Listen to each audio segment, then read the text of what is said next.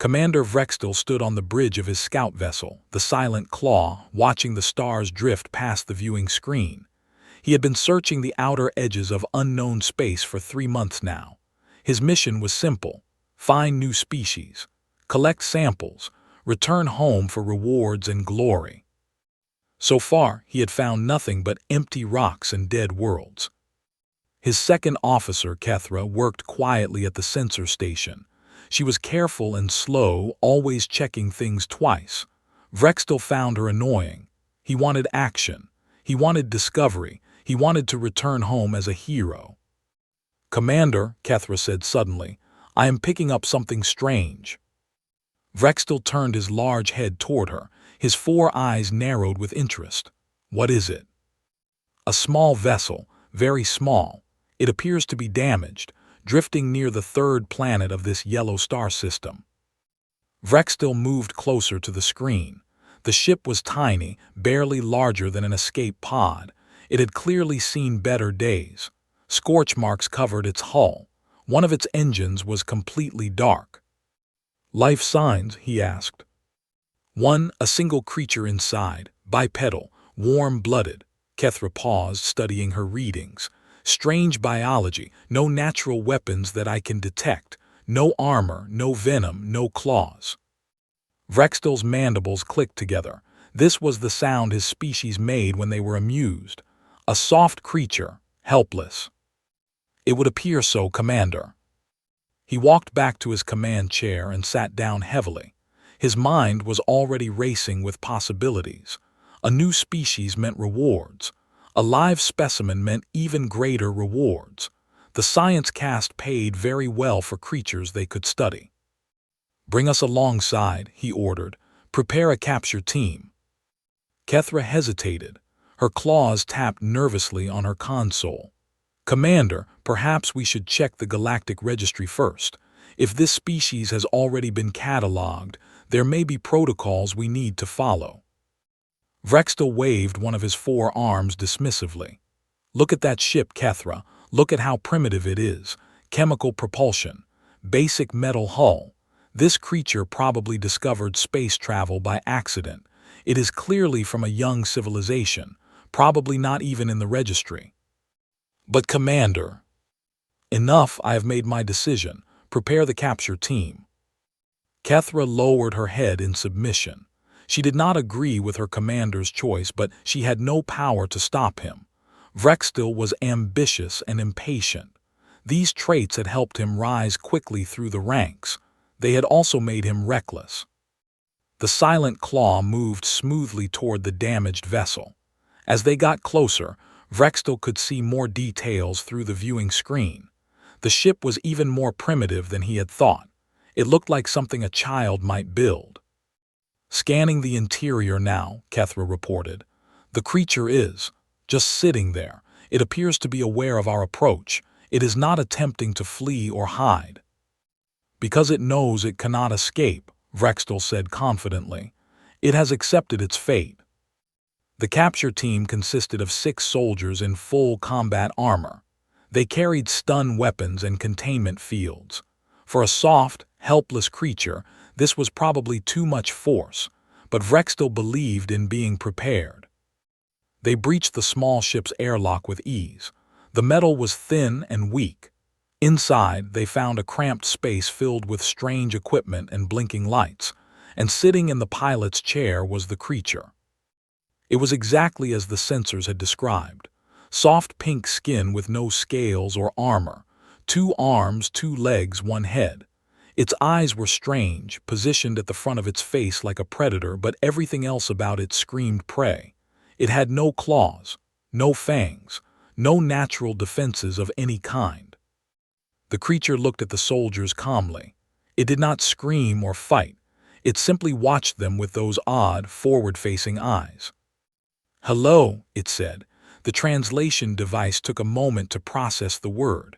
"I was wondering when someone would show up." The squad leader raised his stun weapon. "Do not move, creature. You are now property of the Dominion." The creature raised its hand slowly. This appeared to be a gesture of surrender. "Property, that is a strong word. I prefer guest." Silence.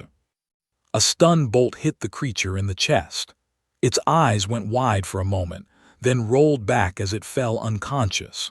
The soldiers moved forward quickly, wrapping it in a containment field and carrying it back to their ship. Vrextel watched the entire operation from the bridge. He was pleased. Everything had gone perfectly. No resistance, no complications, just a quick, clean capture. "Excellent work," he told his crew. "Set course for the homeworld, maximum speed." As the Silent Claw turned away from the yellow star system, Kethra quietly ran one more scan of the area. What she found made her blood run cold. There were sensor buoys hidden throughout the system, 17 of them, all pointed at the exact location where they had captured the creature, all recording, all transmitting. She opened her mouth to tell the commander, then closed it again. He would not listen. He never listened. And perhaps she was wrong. Perhaps the buoys were just old equipment from whatever primitive civilization this creature belonged to. But deep in her gut, Kethra knew she was not wrong. Something about this capture felt too easy. The creature had not fought because it had not needed to fight. It had simply waited, calm and patient, as if it knew exactly what would happen next. Back on the small, damaged ship, now empty and drifting, a red light blinked slowly in the darkness. The emergency beacon had activated the moment the airlock was breached. It had recorded everything. The ship's identification, the energy signature of the Silent Claw, the exact vector of its departure. This information was already traveling through space at speeds the Dominion could not match. It would reach its destination in less than 2 hours, and when it did, certain people would begin making certain preparations. The creature's name was Marcus Chen. He was 23 years old. He had been on a simple survey mission when his engine failed. He had expected rescue from his own people within a few days. Being kidnapped by aliens had not been part of his plan, but Marcus was not worried.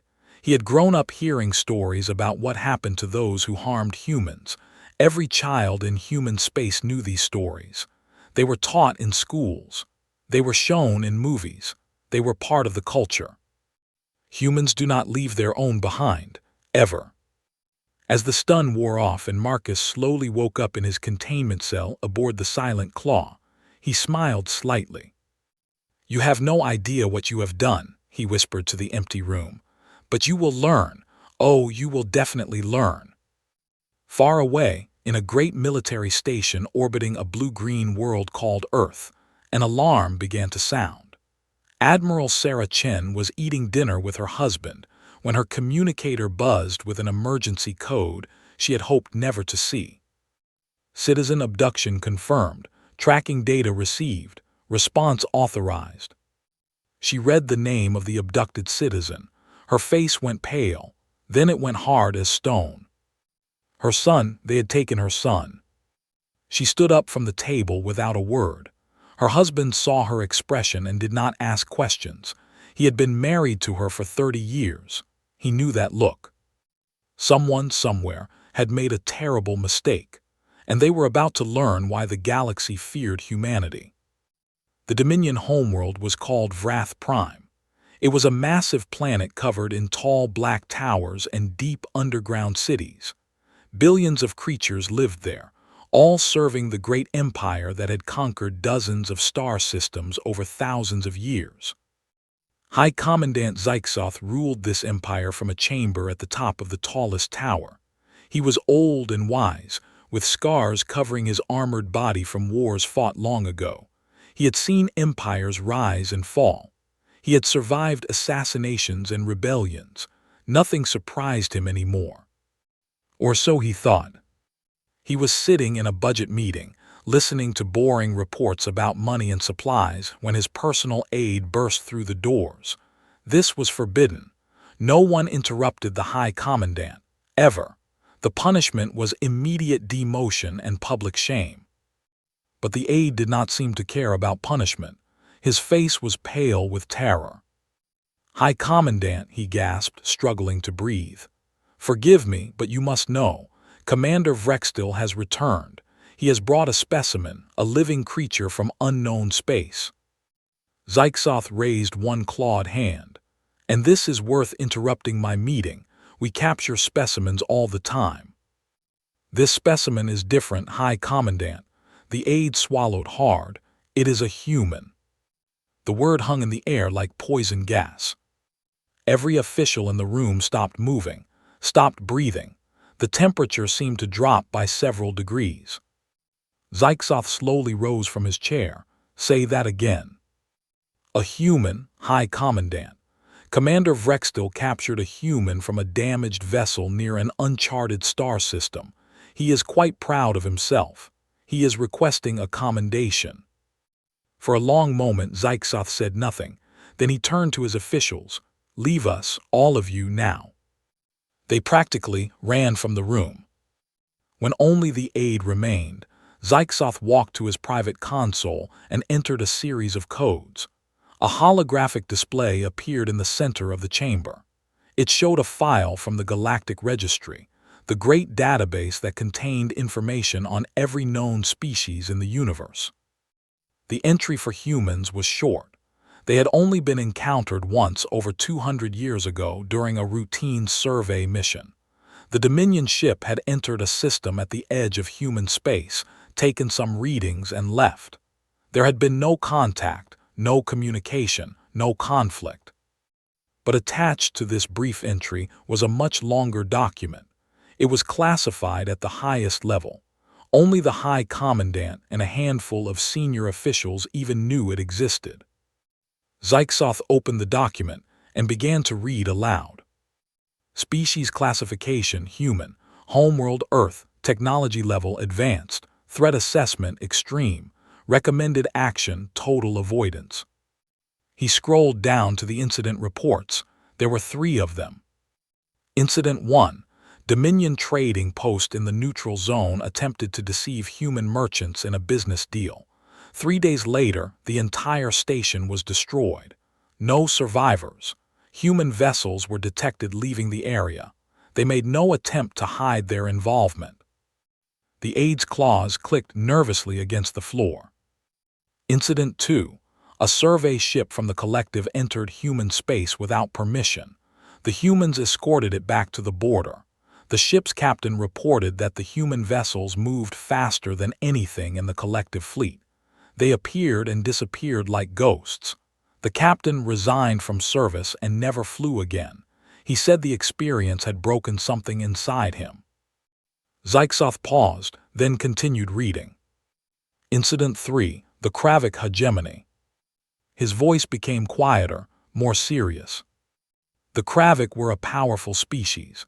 They controlled 40 star systems. Their military was feared throughout their region of space. One day, a Kravik slaver ship captured 3 humans from a small colony world. The humans were to be sold as exotic pets to wealthy collectors. The aide already knew this story. Everyone in the upper ranks of the Dominion knew it, but hearing it read aloud still made his blood run cold. The humans sent a message to the Kravik government. It was simple: return our people. The Kravik laughed. They were proud and arrogant. They did not believe the humans could threaten them. Zyxoth turned to look out the window at the vast city below. The humans did not send another message. They simply came. Their fleet was not the largest ever seen, but it was enough. They destroyed the Kravik home fleet in 6 hours. They landed armies on the Kravik homeworld. They did not negotiate. They did not accept surrender. They simply burned everything until they found their 3 people. And then, the aide asked, even though he knew the answer. And then they kept burning. For 18 months they hunted the Kravik across 40 star systems. They destroyed every ship, every station, every colony. They chased them to the edges of known space and beyond. When it was over, the Kravik hegemony no longer existed. Their homeworld was an irradiated wasteland. Their species was scattered and broken, reduced to refugees begging other empires for shelter. Zyxoth closed the file. His claws were trembling slightly. 3 humans, he said softly. They destroyed an entire civilization because of 3 humans, and that fool Vrextil has taken one of them, kidnapped him like a common animal. What do we do, High Commandant? Zyxoth turned back to face his aide. His expression was grim. Bring Vrextil to me, immediately. Do not tell him why, just bring him. Yes, High Commandant. And contact our long-range sensor stations. I want to know if anything has entered our space. Anything at all. The aide bowed and hurried from the room. Zyxoth stood alone in his chamber, staring at the stars through his window. He had ruled the Dominion for 50 years. He had kept his people safe through wisdom and careful planning. He had avoided wars that could not be won. He had built alliances where others saw only enemies. But now, because of one arrogant commander, everything was at risk. The humans had a concept that the Dominion did not fully understand. They called it family. It meant something deeper than blood relations or social bonds. It meant that certain individuals were connected to you in ways that went beyond logic or reason. Family meant that if someone hurt the people you loved, you did not calculate the cost of revenge. You simply took it. No matter how long it took, no matter how far you had to go, no matter how many had to die. Marcus Chen was someone's family. Zyxoth was certain of this, and whoever that someone was, they were already coming. 20 minutes later, the aide returned with worse news. High Commandant, our sensor stations have detected a fleet. It entered Dominion space approximately 4 hours ago. It is moving toward us at high speed. How many ships? 417 confirmed so far. They are not using stealth. They want us to see them. Zyxoth closed all 4 of his eyes. 400 ships, for one creature. One soft, helpless-looking creature with no claws and no armor. The humans are not like us, he said quietly. They do not think like us. We see a weak individual and think, easy prey. They see a weak individual and think, someone to protect. The weaker the individual, the more fiercely they protect them. What do? We return their human, immediately, with every apology we can offer, and we pray that it is enough. He opened his eyes and looked at his aide with an expression that might have been fear. Because if it is not enough, the Dominion will become the next Kravik, and I will not let that happen, not while I still breathe. Commander Vrextil walked into the high chamber with his head held high and his chest pushed forward. He expected praise. He expected medals. He expected to be celebrated as a hero who had brought a valuable specimen to the Dominion. What he found instead was 17 senior officials staring at him, like he had just brought death itself into their home. High Commandant Zyxoth stood at the center of the room. His 4 eyes were fixed on Vrextil with an intensity that made the commander's confidence fade slightly. High Commandant, Vrextil announced, bowing his head briefly. I bring great news. I have captured a living specimen from an unknown species. It is soft and weak, clearly from a primitive civilization. The science cast will surely reward us. You idiot, Zyxoth roared. The words echoed through the chamber like thunder. Vrextil stumbled backward, his eyes wide with shock. Return the human immediately, Zyxoth continued, his voice shaking with barely controlled rage. Now we all die. Vrextil opened and closed his mouth several times, unable to form words. He had expected many reactions to his capture. This was not one of them. High Commandant, I do not understand, he finally managed. It is just a creature, a weak, harmless creature. It did not even fight when we took it. It has no weapons, no armor, no weapons, Zyxoth laughed bitterly. It was not a happy sound. No weapons. Do you know what the most dangerous weapon in the universe is, Commander? It is not a gun or a bomb or a ship. It is someone who loves the creature you have just taken. And that creature out there, someone loves him, someone who commands warships. He grabbed Vrextil by his ceremonial collar and dragged him toward the holographic display. Read this, Zyxoth commanded. Read what the humans did to the last species that took one of theirs. Vrextel's eyes moved across the text. With each line, his face grew paler. His confidence drained away like water through sand. By the time he finished reading about the Kravik hegemony, his legs were trembling. This cannot be accurate, he whispered. No species destroys an entire civilization over 3 individuals. It is not logical. It is not reasonable. The humans are not logical, Zyxoth replied coldly. They are not reasonable. They are emotional creatures who value individual lives above all else. They do not calculate the cost of protecting their own. They simply pay it, whatever it may be. One of the senior officials stepped forward. Her name was Vethner, and she commanded the Dominion's intelligence services. We have been monitoring human communications for the past several hours, she reported. Their response has been significant. Show me, Zyxoth ordered. The holographic display changed to show a map of Dominion space. Red dots appeared at the border, then began moving inward. Dozens of dots, hundreds. The fleet that entered our space is designated the Third Response Group, Vethner explained. It is not their largest fleet, but it is one of their fastest. 417 ships, including battle cruisers, carriers, and support vessels. Vrextel stared at the display in horror. 400 ships, for one creature, surely they would not start a war over. They absolutely would, Vethner interrupted. But there is more. We have intercepted communications within the human government. When news of the abduction spread, volunteers began requesting to join the rescue fleet. Thousands of them. Ships from other fleets asked permission to participate. Civilian vessels offered to assist. She paused, letting the information sink in. The human military had to turn people away, Commander. They had too many volunteers. Zyxoth released Vrextel and walked to the window. The city stretched out below him, peaceful and unaware of the danger approaching.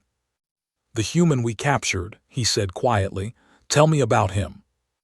Kethra, who had been standing silently in the corner, stepped forward. She had been brought along as a witness, and she had been dreading this moment. His name is Marcus Chen, she reported.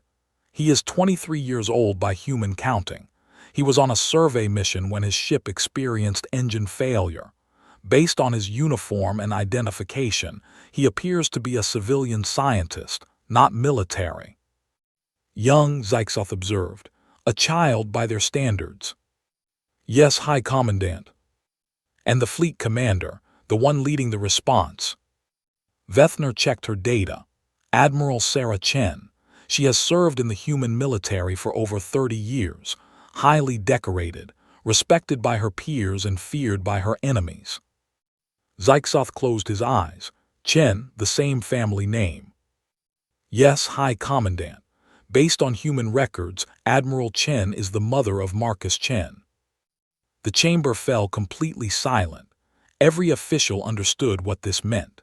The human they had captured was not just any citizen. He was the child of a military commander. A commander who now had 400 warships under her control and the full support of her government.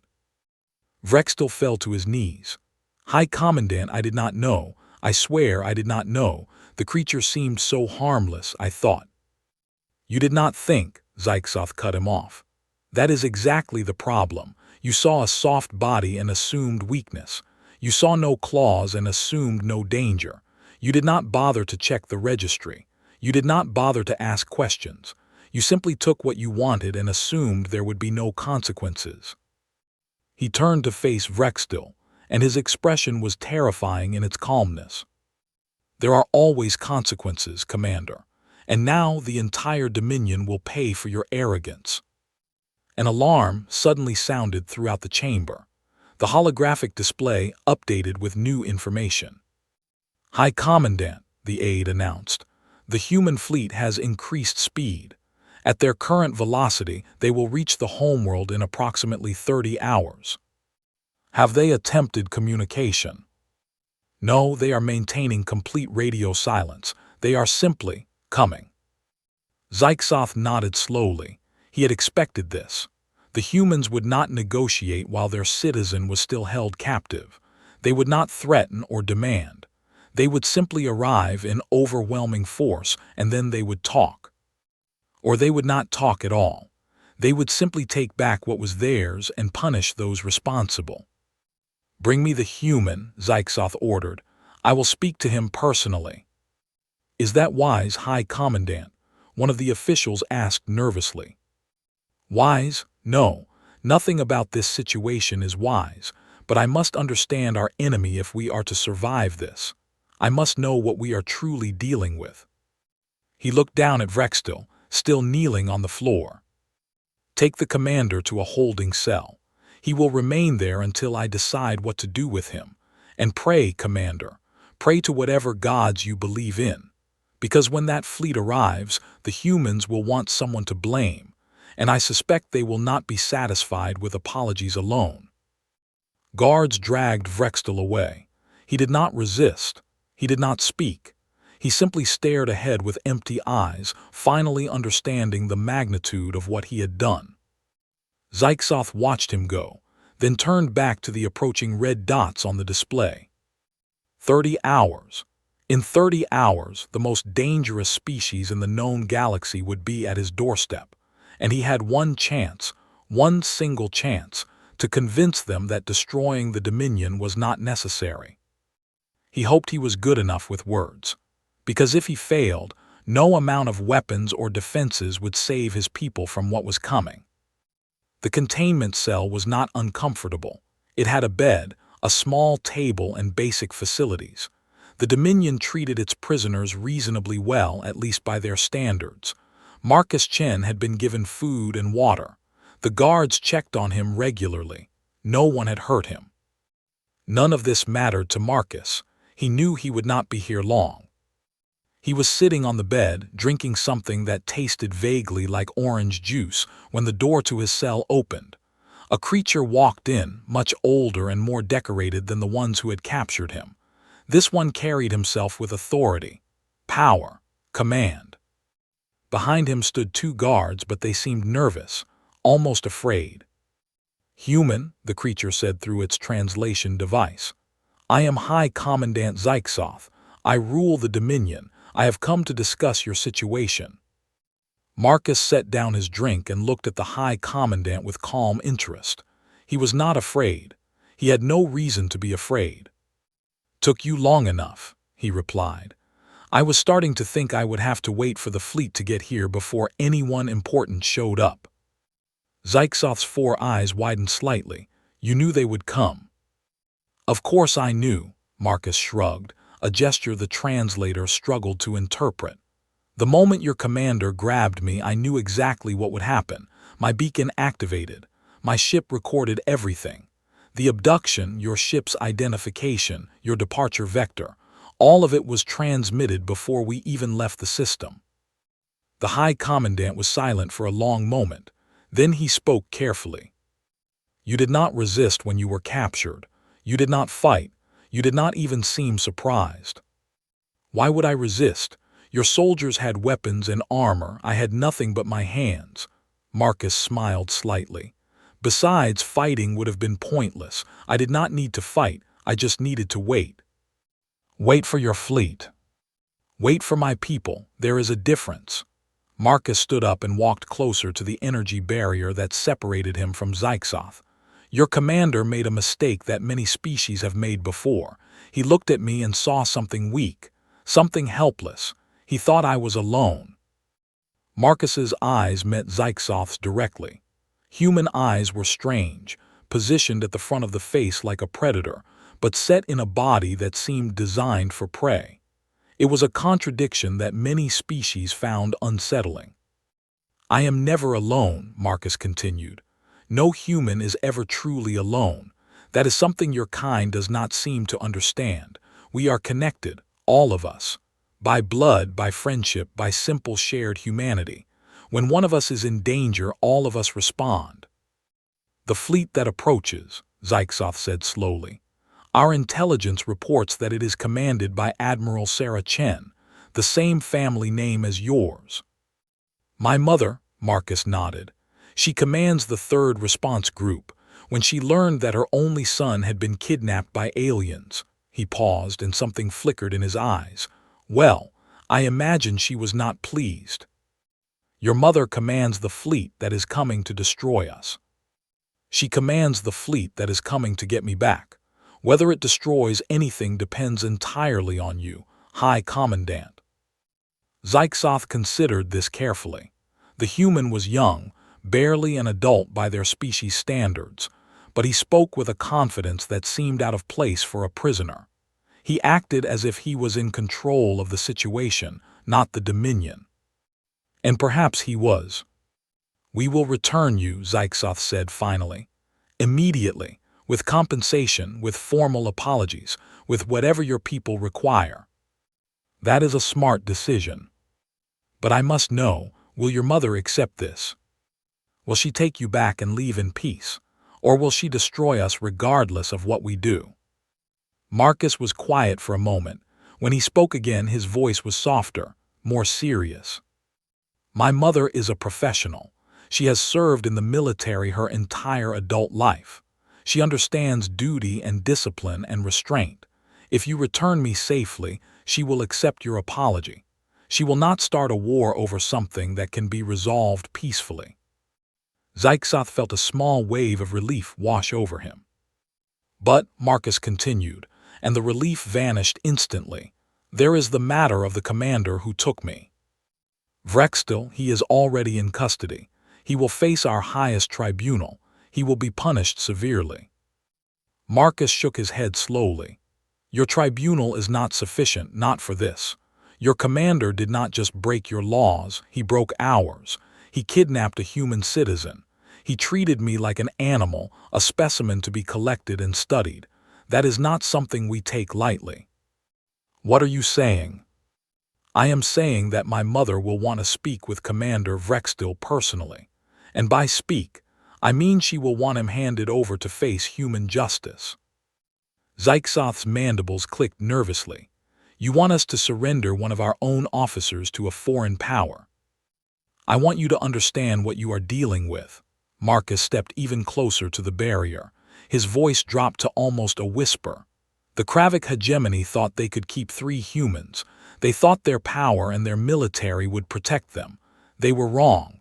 The humans did not just rescue their people. They erased the Kravik from existence. We are not the Kravik. We did not intend to keep you. Intentions do not matter as much as you think. What matters is what you do now. Return me. Hand over the one responsible. Show that you understand the seriousness of what happened. Do these things and this can end peacefully. And if we refuse? Marcus smiled, but there was no warmth in it. Then my mother will do what she has to do, and after that, every other human who can reach this sector will do what they have to do. It will not be quick, it will not be clean, but it will be thorough. Zyxoth stood in silence, processing everything the human had said. This creature was young and soft and had no natural weapons. Yet he stood before the most powerful leader in the Dominion and spoke as if he was the one making demands. Because he was. He represented something far greater than himself. He represented a species that would burn worlds to protect its own. How long until the fleet arrives? Marcus asked casually. Approximately 26 hours, by your time measurement. Then you have 26 hours to make your decision. I suggest you make it quickly. My mother is not known for her patience. Zyxoth turned to leave, then stopped at the door. One more question, human. Yes. Why do your people respond this way? The resources spent on rescuing a single individual could be used for so many other things. The risk is enormous. The cost is staggering. From a logical perspective, it makes no sense. Marcus was quiet for a long time. When he finally answered, his voice was different, gentler, almost sad. Because we learned, a very long time ago, that a society that abandons its own is not worth saving. We learned that the moment you start calculating the value of individual lives, you start losing what makes you worth protecting in the first place. He looked at Zyxoth with those strange forward-facing eyes.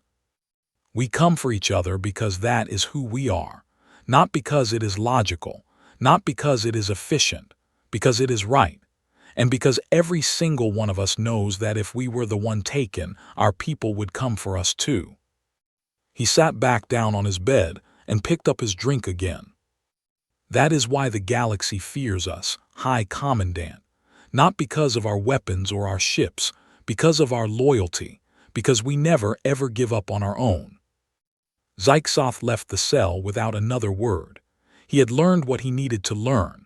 Now he had to make the hardest decision of his life. Behind him, Marcus Chen sat alone in his cell and waited. He was not worried. He was not afraid. He knew his mother was coming, and nothing in the universe would stop her. The exchange happened in neutral space, exactly halfway between the Dominion border and the approaching human fleet. This was Zyxoth's idea. It showed good faith. It showed that the Dominion was serious about resolving this peacefully. It also meant that if things went wrong, the battle would not happen over his homeworld. The High Commandant traveled in a small diplomatic shuttle with minimal crew. Beside him, in heavy restraints, sat former Commander Vrextil. The once proud officer looked broken. His eyes were empty. He had spent the last day in a cell, reading about what the humans had done to the Kravik. He understood now what his arrogance had cost. The human ship that met them was called the Resolute. It was not the largest vessel in the fleet, but it was clearly designed for one purpose: war. Its hull was covered in weapons. Its engines glowed with barely contained power. Even sitting still, it looked dangerous.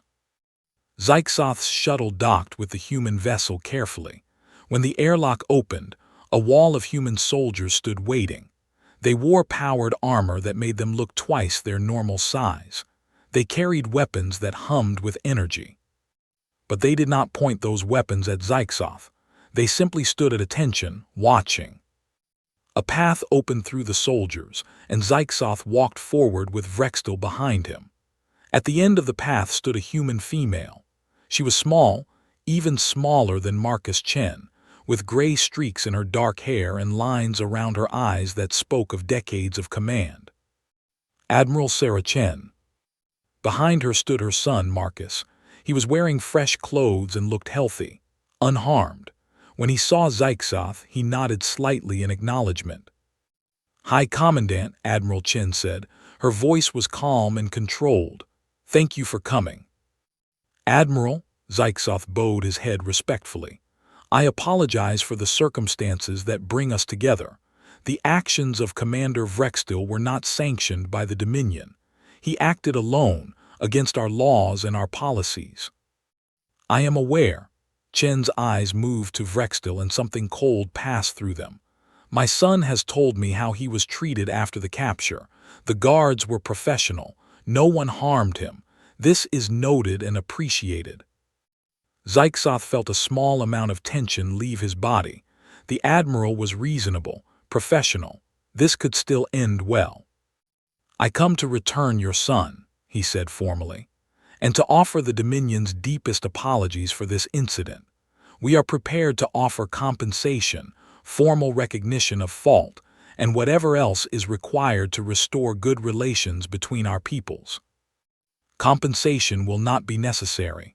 Chen took a step forward. "But there is one thing I require."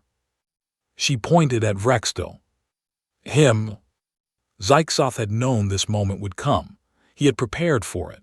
But standing here, facing the Admiral's cold eyes, he still hesitated. "Admiral, Commander Vrextil is a citizen of the Dominion. Our laws say that he should be tried by our courts, under our justice system. Your laws did not stop him from taking my son. Your justice system did not prevent this incident." Chen's voice hardened slightly. "Commander Vrextil kidnapped a human citizen. He will face human justice. This is not negotiable." The soldiers behind her shifted slightly, not threateningly, just a reminder that they were there. Zyxoth looked at Vrextil. The former commander met his eyes for a moment, then looked away in shame. "Very well," Zyxoth said quietly. He is yours." Two human soldiers stepped forward and took custody of Vrextil. They were not rough with him. They did not hurt him, but there was no gentleness either. He was a criminal in their eyes, nothing more. Marcus Chen walked forward and stood beside his mother. He looked at Zyxoth with an expression that was hard to read. "High Commandant," he said, "thank you for making the right choice. I did what I had to do to protect my people." "I understand. That is something we have in common." Marcus paused. "For what it is worth, I do not think your species is evil. Vrextil was arrogant and foolish, but I do not believe he represents all of your kind." Zyxoth appreciated the words, even if they changed nothing. Admiral Chen spoke again. "High Commandant, this incident is resolved. The Dominion will not be punished for the actions of one commander. We have no quarrel with your people." Relief flooded through Zyxoth. It was over. They had survived. "However," Chen continued, and the relief turned cold again, "you will remember this day. You will teach this day. Every officer in your military, every student in your schools, every citizen in your empire will learn what happened here. They will learn why it happened, and they will learn what could have happened if you had chosen differently." "It will be done," Zyxoth promised. "One more thing." The Admiral stepped closer, and her voice dropped so that only Zyxoth could hear. "You asked my son why we respond this way, why we send fleets for single individuals, why we burn worlds for our own. He told me it is because of loyalty, because you never abandon your people." "That is true, but there is another reason." Chen's eyes locked with his. "We do it so that everyone in the galaxy knows the cost of touching one of us. We do it so that the next species thinks twice before making the same mistake. Every rescue, every punishment, every war we fight for our own, it is also a message. A message. Do not test us, do not take from us, do not assume our softness means weakness." She stepped back. "Spread that message, High Commandant. Make sure every species in your territory understands it, because the next time this happens there will be no negotiation.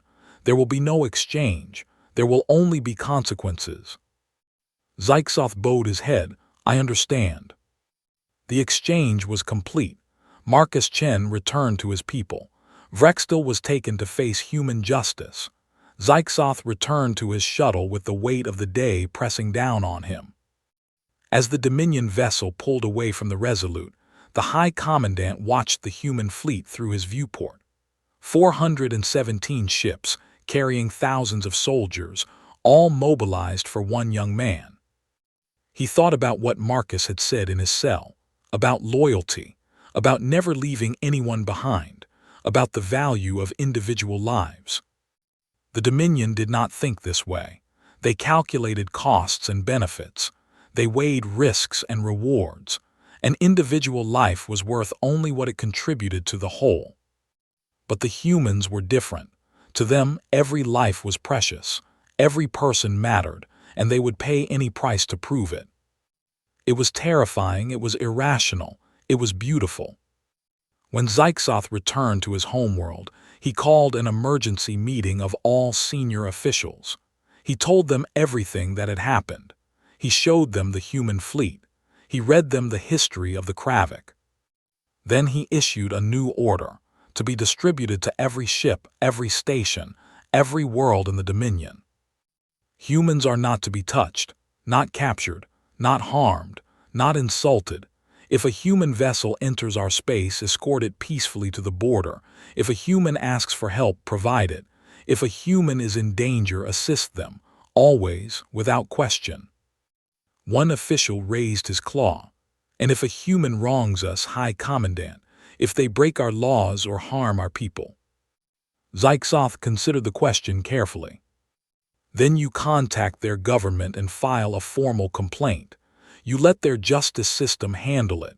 You do not, under any circumstances, try to take matters into your own hands." He looked around the chamber at his officials. "Because I have seen what happens when you try, and I will not let the Dominion become another forgotten name in the history books, another cautionary tale.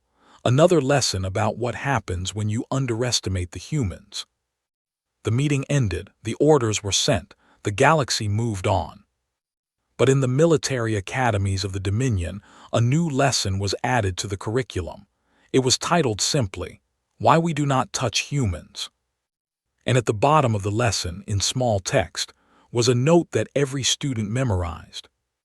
They remember, they return, they never forgive those who harm their own. Far away, on a blue-green world called Earth, Marcus Chen sat with his family and told them about his adventure. His mother smiled and said she was proud of him. His father made jokes about intergalactic diplomacy. Outside the window, the stars shone peacefully. The galaxy had learned its lesson, again. It would remember for a while. And when it forgot, when some new species decided that humans were soft and weak and easy prey, the lesson would be taught once more. Because that was who humans were, that was what they did. They came for their own, always, no matter what. And the universe would never stop learning that truth.